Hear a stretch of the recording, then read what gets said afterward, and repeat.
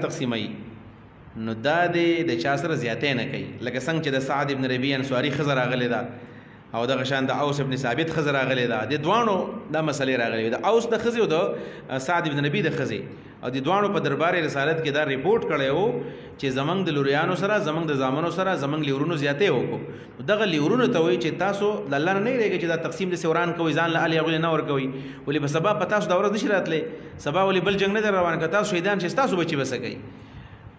څنګه چې موږ وایو احترام د بل کوه چې محترم شي، د بل چا خیال ساته سبا به ستا د بچو خیال څوک وساتي.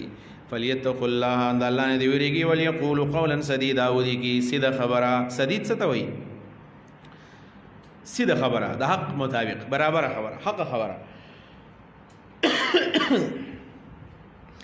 ان الذين يقننا کسان یاکلون، دا اوس تخویف دی، هغه کسان یاکلون اموال الیتامى چې خوري دي یتیمانو مالونه ظلمن په ظلم باندې، انما یاکلون یقینا دي خوري فی بطونهم په خپلو خېټو کې نارن اور. یتیم مال خوړل اور خوړل دي، یتیم نه مال نه ځان ساتل غواړي.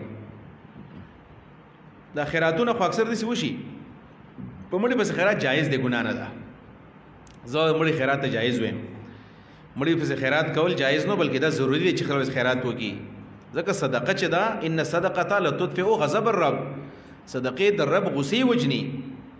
نو هره شپه دې به سړی خیرات کوي. البته کم بدعات چې دي د هغې نه ځان ساتل غواړي چې را اومه پسې دې نه کوي ځکه دا بدعت دی، جمعې شپه دې نه خاص کوي، څلوېښتمه دې نه کوي ځکه دغه بدعات دي.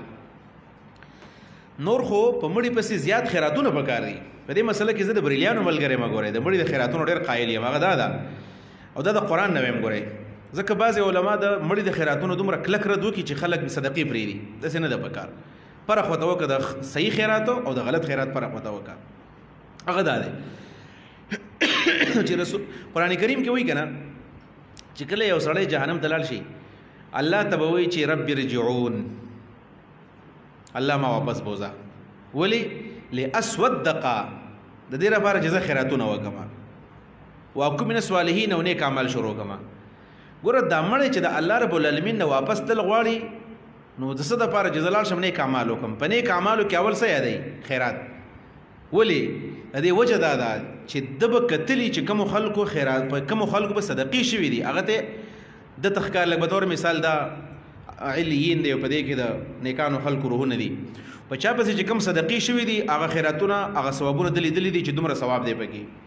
دا ځکه و چې د لاړ شم اول به زه خیراتونه کومه صدقې. نو خیرات میخې ته نه وایي او دارنګې د غټو او نرو ورجو ته یوازې نه وایي صدقه. هر څه چې ده د یو روپۍ هم کېدی شي.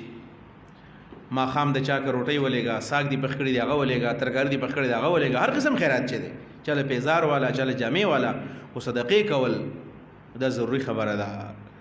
نو کله چې یتیم دی او د هغه په پلار پسې خلک خیرات کوي نو دا د یتیم د مال نه به څوک نه کوي، دا دې پسې بیا د خپل مال نه وکړي. د یتیمانانو د مال نه که چا خیرات وکړو دغه خیرات له به څوک نه ځي او که لاړو نو د یتیم مال یې وخوړو او خېټې ته اور واچوو. وسیصلون سعیرا، انما یاکلون فی بطونهم نارا، یقینا دی خوري په خپلو خېټو کې اور.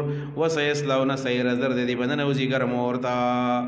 زمونږ بابا مرحوم الله دې غریق رحمت کی ابا د مړو خیراتونو له بالکل نه تلو، زمونږ والد محترم، او هغه به ویل چې دا آیت به وایو چې دوی په خپلو خېټو کې اور وراچوي چې دا د یتیم مال د دوی په خیرات کې نردي شي، خپلې پیسې در راوالي او دا دې په چا پسې ولګوي نو بیا به هغه خیرات له به یې ځو. د یتیم مال دا خوړل نه حرام.